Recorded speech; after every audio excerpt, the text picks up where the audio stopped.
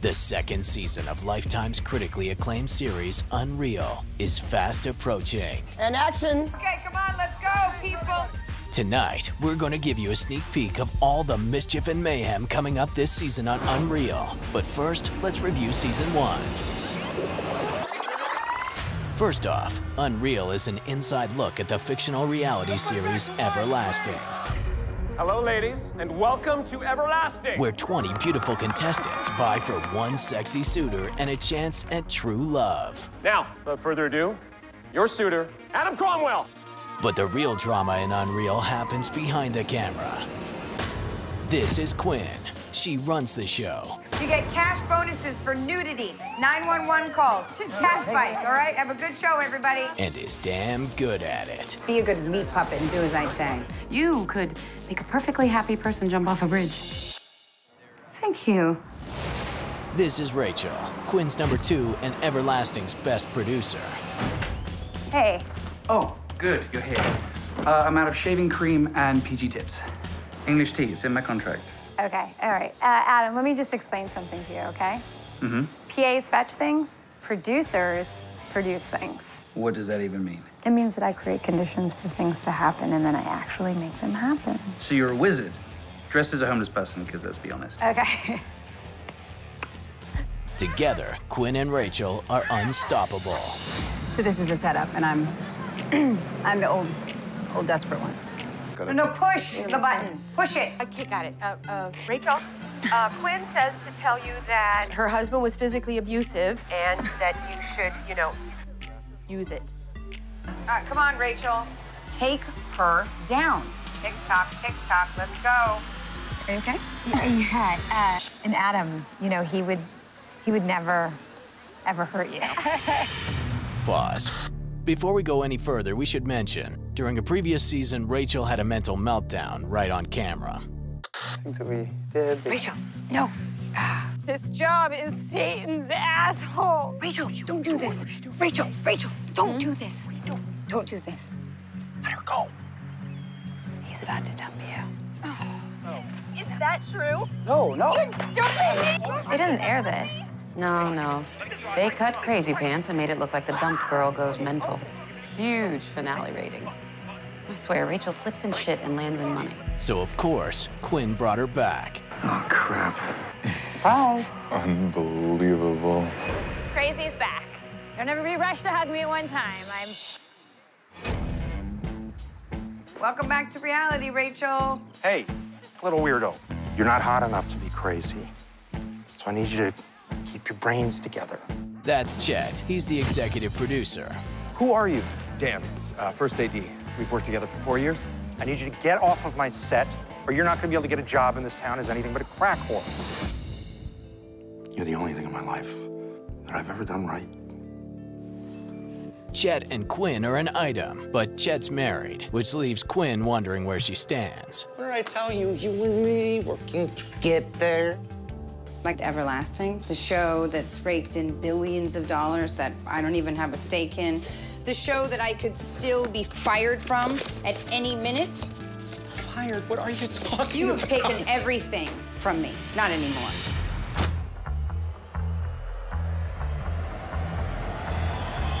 Next, there's Adam, the suitor for the season, who, instead of going after one of the Everlasting contestants, sets his sights on Rachel. Have you never had to play by anybody else's rules?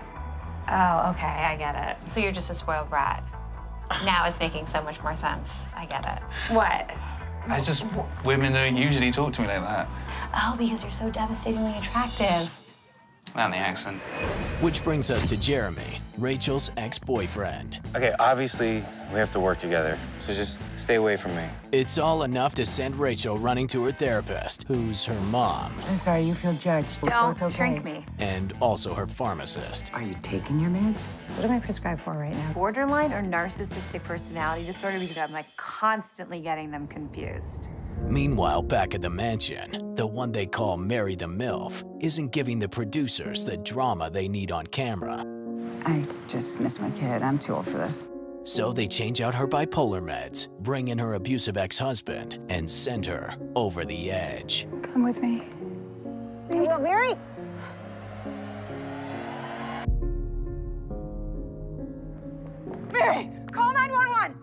Oh.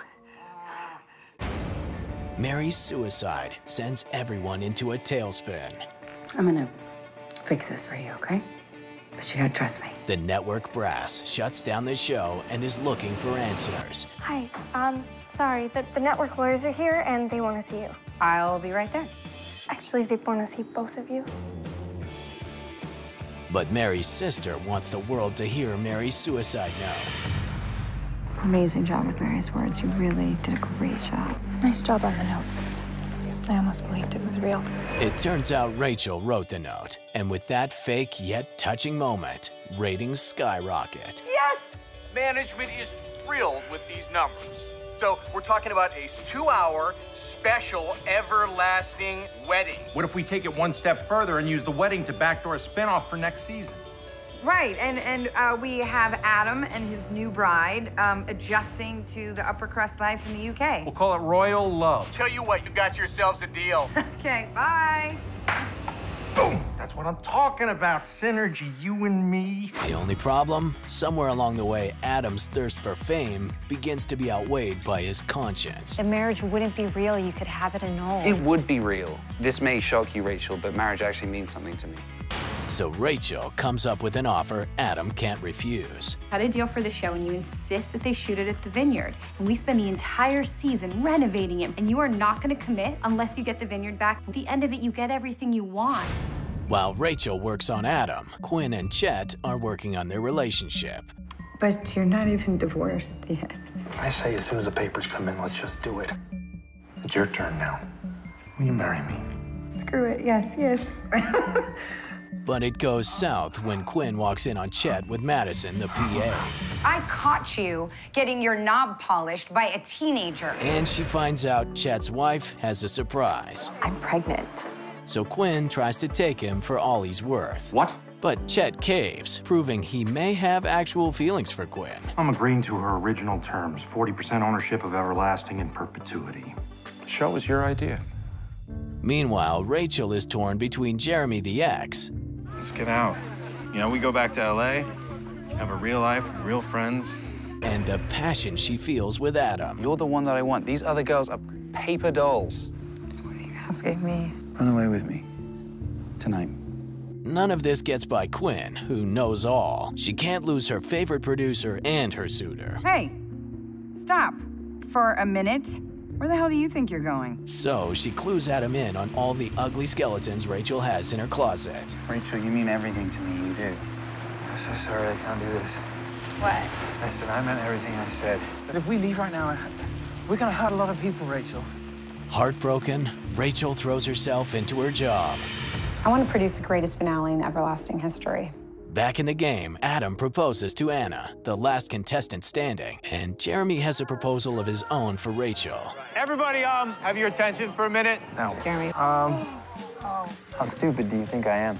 I know, Rach. About Adam, and we're not just done. I'm gonna make sure you never hurt anyone like this again.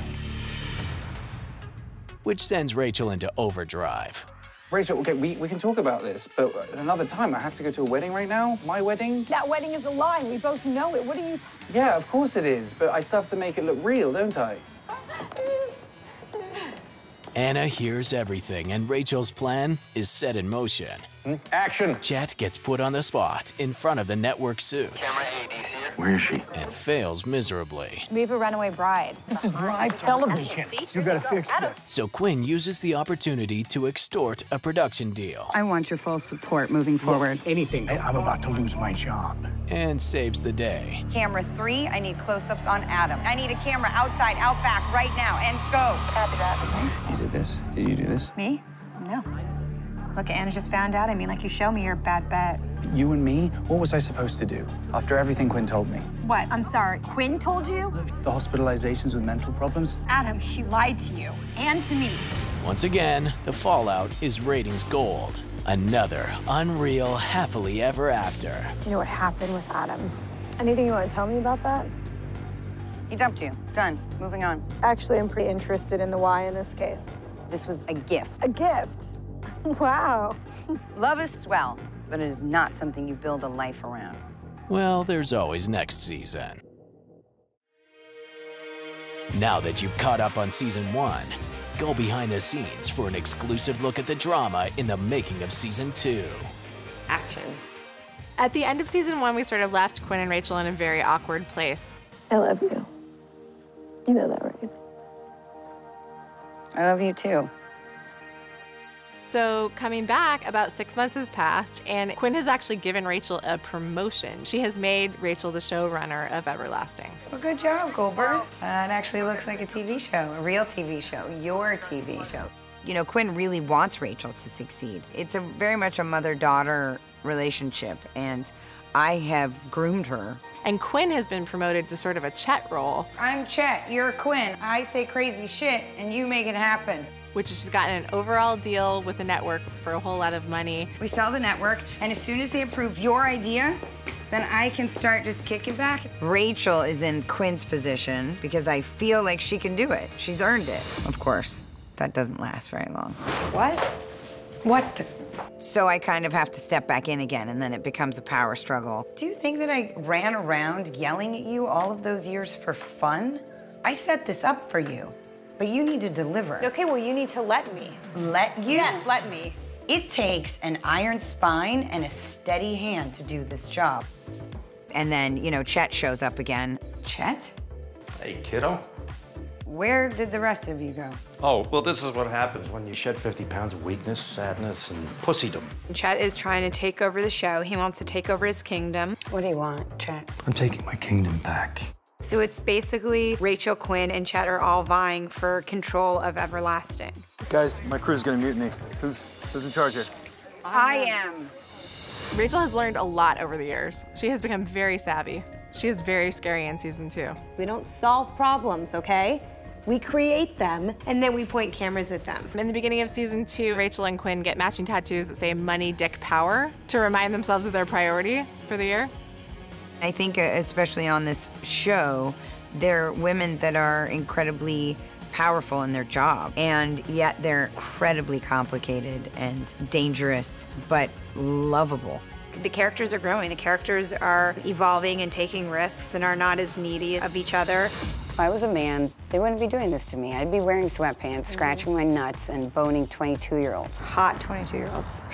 But, you know, they're also really good for each other because they're constantly challenging each other to do their best. All right, you ready? Oh, this bitch was born ready. Do this. A big part of what our show is about is when you live your life at work and you don't have any other life. Look, this job is so important to me, and I really want to be good at it and basically be like you. Rachel and Quinn, they're a good team because they're just really good at their jobs, and their jobs are their life. And I think that Quinn, you know, likes having Rachel around. She likes having control over somebody, and I actually think that both women really care about each other. Well, this season on UnREAL, we have the first black suitor. So I think that in and of itself is pretty groundbreaking. Race is sort of like, you know, a topic that gets talked about a lot. And Quinn has to talk the network into signing on to do a black suitor. Are you ready to welcome this season's suitor, Darius Beck? He's black, and you want him dating white girls. 20 million viewers the minute he lays hands on white ass. Or I can just get you another small-dicked white boy from Missouri with a bunch of horny kindergarten teachers because nobody's bored by that.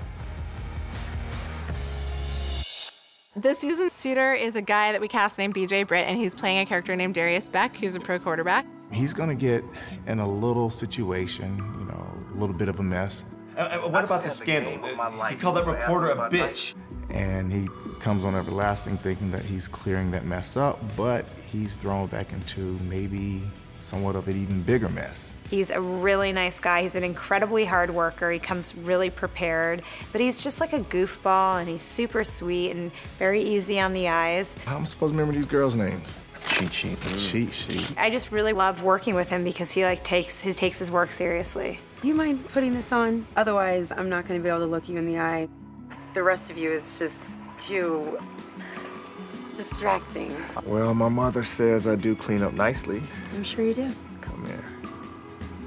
He really is like the perfect suitor because he's incredibly handsome and incredibly charming.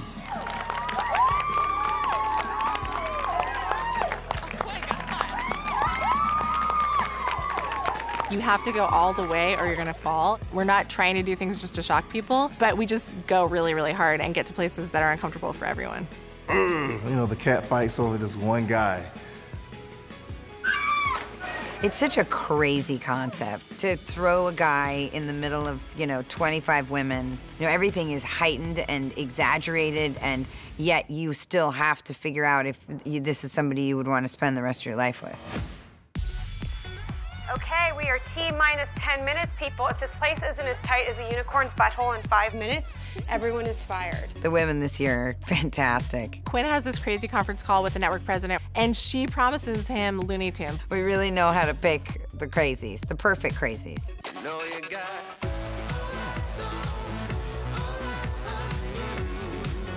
We have like an NFL football princess who's somebody that was hand-selected. We have an MMA fighter. We have a Southern girl who's got very conservative values and shows up in a Confederate flag bikini.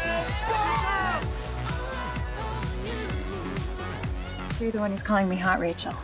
We do kind of look like her a little. So everybody calling this girl Hot Rachel, this girl is actually named Yael, drives Rachel out of her mind. Oh my God. Don't do it. That's Hot Rachel. That is amazing. Can you not? The women are so different and all there for different reasons and different causes, and you get it. Like, that's what I love about it. Like, you actually go, oh, I get that those girls would be there. If a girl like you ever had a shot, this is it. Listen, you really want to make a difference? Win this, bitch. So Rachel, we actually see her care less and less about the women because they have no effect on her life. Okay, what the hell are you doing? Do you know something? That I am the showrunner. So if she has to do something to get to the top, and that means treating someone poorly or throwing someone under the bus, she doesn't even think twice about it. Okay, so you're gonna use that little bit of information and you're gonna interview her, okay? You're gonna get her to cry and show you tears. She's gonna ask you, will I ever love again? I just really don't think she's gonna wanna talk about that. I mean, how am I supposed to force her? I don't know, tell her your mother died or something. Act like you get it. My mom did die. There you go. Right there, you see that? You use that. If there are any lines that Rachel and Quinn won't cross, I have not seen it yet. I just think at this point in her life and in her career, like, who cares? What's the point? Who am I helping by not crossing over that line? Rachel and Quinn are aware of the casualties of last season and aware that they have to make different decisions. And a lot of things that happen this season, they have to put through the lens of, could something about our past get brought up? What's going on? You okay? Yeah. The reaction to Unreal critically has just been a dream come true. I don't think we were ever expecting the kind of success and attention that people were paying the show. I think we were doing something unique, but there were no eyes on us when we were making the show, so just the show coming out and people seeing it and responding the way they did was incredibly surprising and very exciting. I think that people were super surprised by how dark Lifetime was willing to go with it, that caught people off guard. Cut! The show is dealing with feminism in a way that we've never actually seen. Things that men tend to get away with, these women are getting away with. Roles like this are incredibly unique. I think anytime you get a well-rounded, three-dimensional character that's maybe doing something that's unexpected, you know you've hit the jackpot. Yeah, having worked in reality TV, I definitely like bring a lot to this world in terms of getting inside of the characters and sort of knowing authentically what it's like to live this life. But yeah, the characters feel very grounded in reality to me. Men and women, all different ages and shapes and sizes, I mean, have loved the show. It's all over the board, which I didn't see coming and which is really impressive. We feel that there is loyalty in the Unreal universe because this is a work family, and the bonds of work family are sometimes stronger than actual family. When we were doing the first season, I was talking to crew people, asking them about the next shot, and they were extras. Nothing is the way it is on any other show. You know, you have lights in the shot, you have people walking through your shot, you have people talking while you're talking, but it's great. I mean, that's, I think, is one of the wondrous things about the show. It's like the chaos and show you kind of what it's like to, you know, make a TV show. The chemistry on the set is so friendly and congenial, and everyone gets along so well. Woo! Our cast just loves each other. The Quinn and Rachel relationship could not be more different than the Sherry Constance one. It's fun. It's like we're all just playing. We'll get this shot, and then if we're gonna change it for this, we can reset it on the second bottles. One of the most amazing things about having Sherry direct in season 2 is her relationship with the cast, because she's just an integral part of the show. It was incredible. I just sort of finished directing my first episode about an hour and a half ago, and I am ready to take a nap. I can see her switch her hat, that she's watching as a director and not watching as the actor in the scene. And watching her call cut on herself while she's acting is, I mean, it's priceless. And cut. I love Vancouver, and the weather is crazy here. It was like raining upside down. I mean, we had to make the rain like a character on the show. Just go do something. All right, I need somebody. Everyone get out here now. You guys, it's just rain. All right, you're not made of sugar. It sort of created like a summer camp family vibe for the cast, which I think has been really valuable to the show. And it's like we have a world up here all into itself. I think our show is just really being a mirror this season and saying, like, we're telling a story that shows like this haven't told before, and why haven't they told them? And giving the audience more of an understanding about how these shows are made and who the people are in charge and why they make the decisions they make. I think that's really what the show is after this season. Truthfully, the show is about love. And it's about the lengths that people will go through to find true love. You see that in all of the characters, no matter what they're doing, just wanting to be loved. We are selling true love here. True love, people. All right, A camera on Adam. Let's do this. We are selling true love here. True love, people. Get that out of my face. Nice. People are going to hate her.